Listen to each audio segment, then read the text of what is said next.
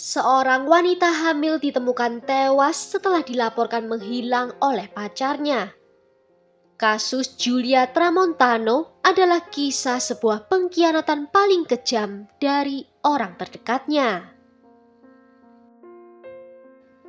Giulia Tramontano lahir pada tanggal 2 Mei 1994 di Napoli, Italia. Dia dibesarkan dalam keluarga yang harmonis. Sejak usia kecil, orang tuanya menanamkan kemandirian dan rasa percaya diri padanya. Giulia memiliki minat khusus pada dunia properti. Setelah menyelesaikan SMA, dia melanjutkan studi di bidang pilihannya dan dengan cepat menguasai keterampilan profesional. Dan di usianya ke-25 tahun, dia telah membangun reputasi yang stabil di industri tersebut. Sebagai agen real estate, dia menyadari keterbatasan dari pasar lokal. Giulia memutuskan untuk pindah ke Milan, kota yang menurutnya akan membuka babak baru dalam hidupnya dengan prospek yang lebih luas. Segera setelah menetap di Milan, Giulia menunjukkan adaptasi yang cepat, mengembangkan koneksi profesional dan berpartisipasi dalam kegiatan sosial. Dan selama periode inilah dia bertemu dengan Alessandro Impagnatiello di salah satu bar hotel di Milan. Malam itu Giulia merayakan atas penjualannya, sedangkan Alessandro bekerja sebagai bartender di bar itu. Kepercayaan diri dan karisma Alessandro yang memikat meninggalkan kesan yang mendalam pada Giulia. Di dekatnya, Giulia merasakan kemungkinan untuk sementara waktu melepaskan diri dari beban kerja profesionalnya. Giulia yakin bahwa takdir telah mempertemukannya dengan seseorang yang terbaik untuknya. Dalam beberapa bulan, mereka telah membuat keputusan untuk tinggal bersama. Pada tahap awal hubungan, tidak ada alasan yang jelas untuk merasa khawatir. Alessandro menunjukkan perhatian dan sikap yang sangat peduli. Namun seiring berjalannya waktu, sifat asli dari Alessandro mulai muncul dan menunjukkan aspek-aspek yang mengkhawatirkan. Tanda-tanda peringatan pertama muncul tak lama setelah mereka mulai hidup bersama. Ucapan bercanda dari Alessandro terhadap Giulia berubah menjadi sarkastik. Sasaran komentar kritisnya adalah aksen Italia Selatannya. Dia juga mengejek tim sepak bola yang didukung oleh Giulia karena menyadari betul sensitivitas dari topik ini baginya. Awalnya Giulia tidak terlalu mempedulikan, menganggapnya sebagai lelucon yang tidak berbahaya. Namun frekuensi konflik di antara mereka semakin meningkat. Alessandro sering merasa kesal terhadap masalah-masalah yang kecil seperti penataan ruang tempat tinggal mereka, sifat tanggapan komunikatif dari Giulia, dan nada jawaban Giulia terhadap pertanyaannya. Dan dia mulai mengakhiri percakapan secara tiba-tiba atau mengabaikan kehadiran Giulia sama sekali yang menimbulkan rasa bersalah dan tidak mampu dalam dirinya. Namun setelah bersikap dingin, sikapnya akan kembali normal seolah-olah kejadian sebelumnya tidak pernah terjadi. Fluktuasi emosional ini menjadi pola khas dalam hubungan mereka. Giulia berusaha keras untuk menganalisis situasi tetapi tidak menemukan penjelasan yang rasional. Alessandro sendiri secara tegas menghindari diskusi terbuka tentang hubungan mereka yang membuat Giulia terus-menerus berada dalam ketidakpastian. Namun yang tak diketahui oleh Giulia sendiri adalah Alessandro menjalani kehidupan ganda. Tak lama setelah mereka tinggal bersama, Alessandro memulai hubungan romantis dengan wanita lain yang bernama Chiara. Perkenalan mereka terjadi di tempat kerja. Dalam hubungannya dengan Chiara, Alessandro mengatakan bahwa dia telah lama mengakhiri hubungannya dengan Giulia. Baik Giulia maupun Chiara tidak memiliki informasi apapun tentang keberadaan masing-masing dari mereka dalam kehidupan Alessandro. Sementara itu, ketegangan emosional dalam hubungannya dengan Giulia terus meningkat. Julia secara intuitif merasakan adanya masalah yang tersembunyi, tetapi tidak dapat mengidentifikasi hal spesifik apa yang terjadi. Mendekati akhir tahun 2022, Julia menyadari adanya perubahan fisiologis tertentu dalam tubuhnya. Kelelahan kronis, preferensi makanan yang khas, dan ketidakteraturan siklus menstruasi menjadi dasar asumsi adanya kemungkinan kondisi khusus. Karena tidak ingin menunda untuk memastikan kecurigaannya, dia membeli alat tes kehamilan. Dan hasilnya adalah 2 garis yang jelas pada alat tes tersebut. Di satu sisi, memulai sebuah keluarga selalu menjadi salah satu tujuan hidupnya yang utama. Namun di sisi lain, beberapa bulan terakhir hidup bersama Alessandro diwarnai oleh meningkatnya konflik. Meskipun situasi rumit, dia menyadari perlunya untuk berbagi berita ini dengan segera pada Alessandro. Namun, setelahnya wajah Alessandro sama sekali tidak terbaca. Dia hanya terdiam selama beberapa detik. Julia merasakan ketidaktertarikan Alessandro pada berita itu. Dia tidak menanyakan tentang usia kehamilan atau keadaannya. Ketidakpeduliannya itu begitu jelas sehingga tidak mungkin untuk diabaikan. Dan selama hari-hari berikutnya, Alessandro dengan tegas menghindari membicarakan topik ini. Tidak ada pembicaraan tentang masa depan, tidak ada tanda-tanda minat untuk merencanakan kunjungan ke dokter spesialis. Julia merasakan keterasingan emosional yang tajam, tetapi tetap berharap bahwa seiring berjalannya waktu, Alessandro akan beradaptasi dengan keadaan baru dan mulai menunjukkan perhatiannya. Di awal tahun itu juga, Alessandro menerima informasi bahwa Chiara juga sedang mengandung. Dan berita ini benar-benar mengejutkannya. Chiara sangat yakin bahwa hubungan mereka itu eksklusif. Namun tidak seperti Julia, Chiara tidak yakin apakah dia ingin melanjutkan kehamilannya. Alessandro rupanya telah meyakinkannya bahwa memiliki anak saat itu adalah keputusan yang salah. Alessandro pergi menemaninya untuk melakukan prosedur medis. Dengan Julia menolak untuk mengakhiri kehamilannya, Alessandro menyadari bahwa dia telah kehilangan kendali atas situasi tersebut. Keputusan tegas Julia mengacaukan rencananya dan memaksanya untuk mencari cara lain untuk bisa membebaskan diri. Pada akhir tahun 2022, Alessandro mulai meneliti racun secara sistematis. Dia mencari di internet cara-cara untuk menyebabkan kerusakan tanpa menimbulkan kecurigaan. Menganalisis zat mana yang efektif dan sulit untuk dideteksi. Penelitiannya mencakup senyawa kimia yang ditemukan dalam produk rumah tangga dan bahkan zat yang sangat berbahaya seperti risin dan sianida. Dia memilih racun yang digunakan untuk membunuh hewan pengerat dan produk ini tersedia secara luas di pasaran dan menyebabkan pendarahan internal, kelemahan, dan anemia. Gejala yang dapat dengan mudah disalahartikan sebagai komplikasi kehamilan. Alessandro mulai melaksanakan rencananya. Dia mulai menambahkan sedikit zat beracun ke makanan dan minuman Julia, berharap kesehatannya akan berangsur-angsur memburuk. Dalam beberapa minggu, Julia mulai mengalami gejala-gejala yang tidak biasa seperti kelelahan terus-menerus, pusing, mual, dan nyeri perut yang tajam. Julia memberitahu teman-temannya tentang keadaannya yang kurang sehat, tetapi menganggap itu hanya bagian dari kehamilannya. Alessandro memantau kondisi Julia dengan seksama, menduga efeknya akan semakin parah. Tetapi racun itu tidak bekerja secepat yang dia harapkan.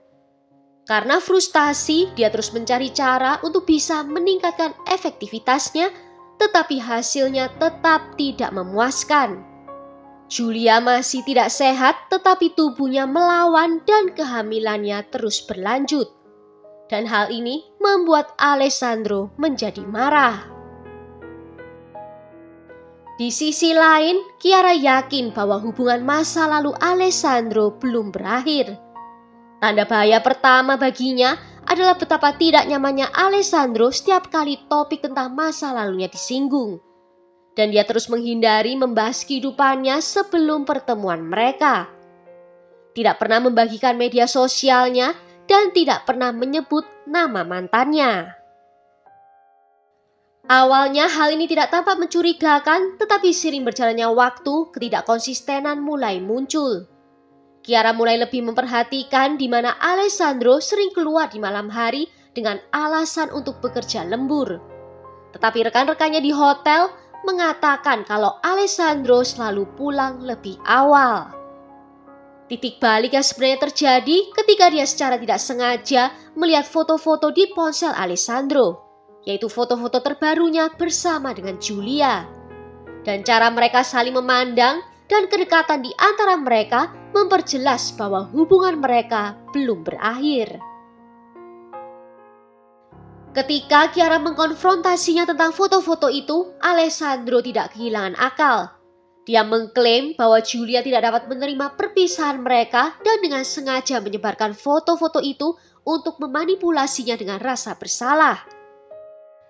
Dalam upaya terakhirnya untuk mengkonfirmasi kebohongannya, Alessandro bertindak lebih jauh dengan memalsukan tes DNA. Dia mengubah berkas yang diunduhnya dari internet, menyajikannya sebagai bukti bahwa dia tidak memiliki hubungan dengan anak tersebut. Awalnya Chiara menerima versi kejadian ini, tetapi keraguannya masih tetap ada. Dia tidak dapat menghilangkan perasaan bahwa masih ada sesuatu yang tidak diketahuinya. Dan beberapa hari kemudian dia memutuskan untuk mencari tahu sendiri. Saat Alessandro tertidur, dia mengambil ponselnya, menemukan nomor Giulia dan mengirim pesan padanya. Dan keesokan harinya kedua wanita ini bertemu, di mana Chiara menceritakan semuanya dan Giulia mengetahui kebenaran yang ada. Pada saat itu, Giulia telah membuat keputusan terakhirnya di mana dia tidak berniat melanjutkan hubungan dengan pria yang telah memanipulasi perasaannya. Setelah kembali ke rumah, dia tidak menunggu lama, segera menghadapi Alessandro, mengatakan kepadanya bahwa dia tahu segalanya dan bahwa hubungan mereka telah berakhir. Giulia mengatakan bahwa dia akan segera pindah dari rumah. Malam itu dia mengirim pesan singkat kepada ibu dan saudara perempuannya untuk menjelaskan keputusannya dan mereka sepenuhnya mendukungnya, bahkan menawarkan bantuan semampu mereka. Giulia mengatakan bahwa dia masih harus mengurus beberapa hal di Milan terlebih dahulu, tetapi akan pulang dalam beberapa hari. Alessandro menyadari bahwa dia telah kehilangan kendali atas semuanya. Semua yang ia sembunyikan kini telah terungkap. Giulia telah mengetahui kebenaran tentang kehidupan gandanya, kebohongannya, dan manipulasinya. Dia merasa bahwa dia tidak hanya kehilangan kendali atas Giulia, tetapi juga citranya yang telah dia ciptakan dengan hati-hati. Jika Giulia memberitahu orang lain, maka seluruh hidupnya bisa hancur. Alessandro menjadi marah dan amarahnya menjadi tak terkendali. Dia mengambil pisau dari meja dan dengan membabi buta menyerang Giulia yang tidak punya waktu untuk bereaksi. Serangan itu terjadi secara tiba-tiba. Alessandro terus maju, didorong oleh rasa panik dan takut akan ketahuan yang membuat dia kehilangan semua rasa penahanan diri. Dan dia membuat total 37 luka tusuk di tubuh Giulia. Setelah semuanya selesai, Alessandro tahu kalau menyembunyikan jenazah saja tidak akan cukup. Dia lalu menyeret tubuh Giulia ke kamar mandi, menyiramnya dengan alkohol dan membakarnya. Berharap itu akan bisa menghapus semua bukti. Namun, api tidak menghasilkan apa yang telah diharapkannya. Api memang meninggalkan luka bakar tetapi tidak menghancurkan sisa-sisanya. Alessandro pun menjadi panik. Dia meraih kain lap, perlengkapan pembersih dan mulai menggosok darah dari lantai, dinding dan juga perabotan. Dia menggosok terus, tetapi nodanya tidak sepenuhnya hilang. Apartemen itu masih tampak seperti tempat kejadian perkara. Dia memutuskan untuk membuat Julia tampak seolah-olah pergi dengan sukarela. Dan untuk melakukannya, dia mengambil ponsel Julia dan mulai mengirim pesan pada keluarga dan teman-temannya. Dia harus menciptakan ilusi bahwa Julia hanya ingin menyendiri. Dia juga mengirim pesan kepada ibu Julia dan mengatakan bahwa Julia butuh waktu sendiri. Pesannya singkat dan tidak jelas agar tidak menimbulkan kecurigaan. Kemudian dia juga mengirim pesan kepada salah satu teman Julia yang menyatakan bahwa Julia telah pergi tetapi belum siap untuk membicarakan kemana tujuannya. Alessandro berharap dia bisa mengulur waktu dengan menciptakan kesan bahwa Julia telah memutuskan untuk menghilang begitu saja. Namun, rencananya tidak berakhir di situ. Dia tahu cepat atau lambat seseorang akan menyadari sesuatu. Jadi, hanya beberapa jam setelah kejahatan itu terjadi, dia pergi ke kantor polisi dan melaporkan Julia telah menghilang. Dia mengklaim bahwa Julia telah meninggalkan rumah setelah mereka bertengkar dan tidak pernah kembali lagi. Alessandro juga memberitahu polisi bahwa barang-barang pribadi, paspor, dan uang Julia juga hilang yang menunjukkan bahwa Julia mungkin telah meninggalkan kota. Detektif mendengarkan dengan seksama, tetapi sejak awal mereka merasa ada yang tidak beres. Perilaku dari Alessandro menimbulkan kecurigaan, di mana dia berbicara terlalu percaya diri seolah-olah dia sudah tahu pertanyaan apa yang akan diajukan oleh polisi. Dan tidak seperti keluarga dan teman-teman Julia yang panik dan putus asa mencari jawaban, Alessandro tetap sangat tenang. Alessandro awalnya meninggalkan jasad Julia di kamar mandi, tetapi dia tahu dia tidak bisa menyimpannya di sana seterusnya. Dia lalu membungkus jenazah itu dengan plastik dan membawanya ke garasi. Selama beberapa hari berikutnya, dia memindahkan jenazah Julia beberapa kali.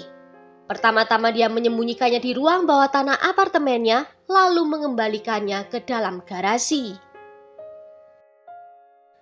Dia mencoba mencari cara untuk membuangnya secara permanen, tetapi semakin lama dia menunda, semakin banyak kesalahan yang dibuatnya. Detektif mulai memeriksa kesaksiannya, menanyai para tetangga dan mencari kejanggalan.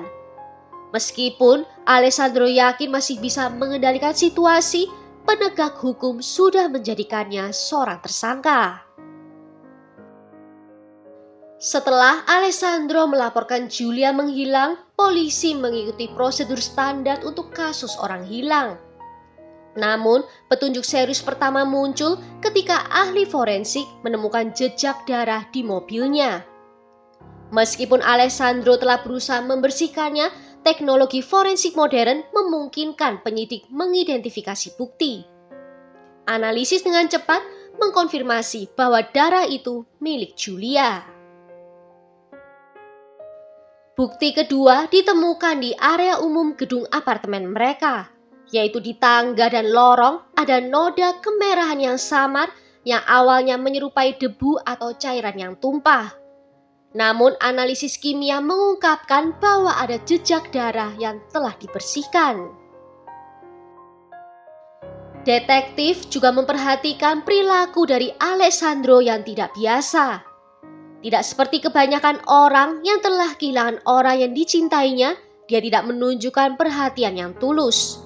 Dia tidak menghubungi keluarga Julia untuk meminta bantuan dalam menemukannya, juga tidak berpartisipasi aktif dalam menyebarkan informasi tentang hilangnya Julia. Dia hanya mengikuti formalitas yang diperlukan untuk melaporkan orang hilang. Terobosan utama dalam kasus ini terjadi ketika detektif memeriksa perangkat elektroniknya. Mereka menyita ponsel, komputer, dan tabletnya. Dan apa yang mereka temukan sangatlah mengejutkan. Pertama, mereka menemukan riwayat pencarian dari beberapa bulan sebelum hilangnya Julia, di mana Alessandro telah mencari informasi tentang racun, meneliti efek berbagai racun dan membaca artikel tentang cara menyakiti seseorang tanpa diketahui. Bahkan ada pencarian yang menanyakan mengapa zat beracun tertentu tidak berfungsi sebagaimana mestinya. Bukti penting lainnya adalah tes DNA palsu yang ditunjukkannya kepada Kiara. Pakar forensik mengkonfirmasi bahwa dokumen tersebut telah diubah dan berkasnya telah diunduh dari situs web yang memungkinkan pengguna untuk mengedit dokumen medis. Bukti-bukti semakin memberatkan Alessandro. Detektif meningkatkan tekanan dengan menunjukkan ketidakkonsistenannya satu persatu. Awalnya, Alessandro tetap pada ceritanya bersikeras bahwa dia tidak tahu apa-apa. Namun pada setiap interogasi, polisi menyajikan fakta-fakta baru yang tidak dapat dia hindari. Mereka menunjukkan foto-foto bercak darah, mengkonfrontasinya dengan riwayat pencariannya sendiri, dan memanggil saksi yang mendengar adanya suara keras dan jeritan dari apartemennya. Ketika pihak berwenang menganalisis pergerakan Alessandro pada hari-hari setelah hilangnya Giulia, rekaman kamera pengawas menunjukkan bahwa pada hari-hari setelah Giulia menghilang, dia memasuki garasi beberapa kali. Terlihat membawa tas ke dalamnya, lalu kembali keluar dengan tangan kosong. Di bawah beban bukti yang semakin banyak, cerita Alessandro mulai terurai. Akhirnya dia pun menyerah dan mengungkapkan lokasi tempat dia menyembunyikan jenazah Giulia. Pada tanggal 1 Juni 2023, polisi menemukan jasad Giulia di area semak belukar di Senago, wilayah pinggiran Milan. Pemeriksaan forensik mengkonfirmasi bahwa jasad Giulia telah dibakar, tetapi proses pembakarannya dihentikan.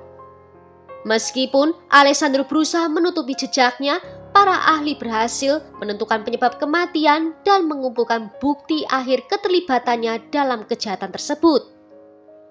Setelah penangkapan Alessandro, protes meletus di seluruh negeri. Para wanita turun ke jalan sambil membawa poster-poster yang menuntut hukuman yang lebih berat atas kejahatan yang berakar pada kekerasan dalam rumah tangga.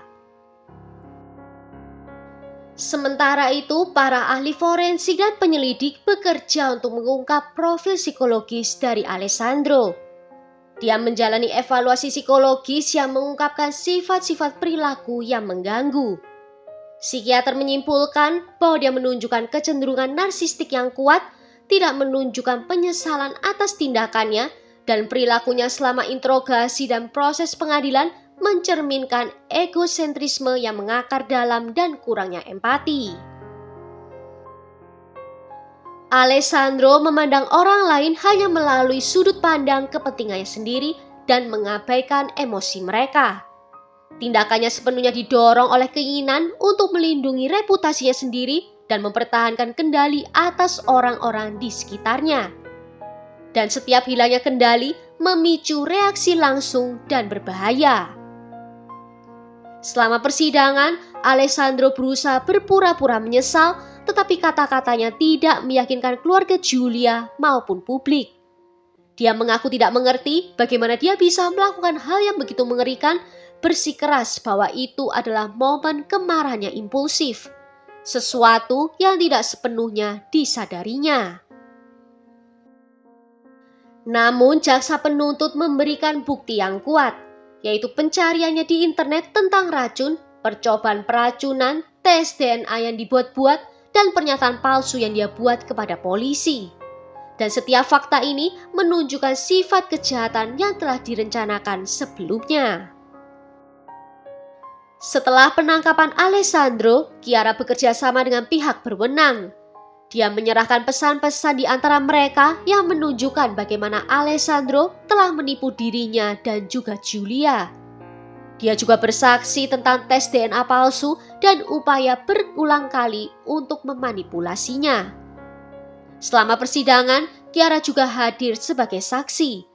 Di ruang sidang dia tampak sangat terguncang, menyadari bahwa jika dia secara tidak sengaja menemukan foto-foto itu di ponselnya, kebenaran tidak akan pernah terungkap. Pengadilan memutuskan Alessandro bersalah atas pembunuhan tingkat pertama dengan keadaan yang memberatkan. Hakim menilai ini termasuk kekejaman kejahatan dengan pelecehan emosional yang berkepanjangan terhadap korban. Dan juga upayanya yang disengaja untuk menghilangkan bukti.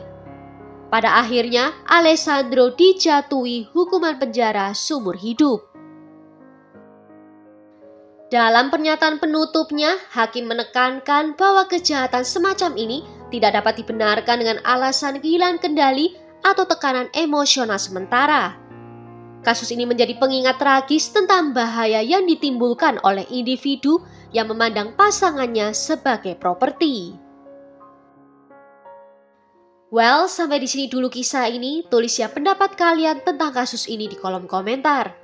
Jika ada yang mau request kasus, juga bisa menuliskannya di bawah. Akhir kata terima kasih karena sudah nonton video ini sampai akhir. Sampai jumpa di video berikutnya. Ciao!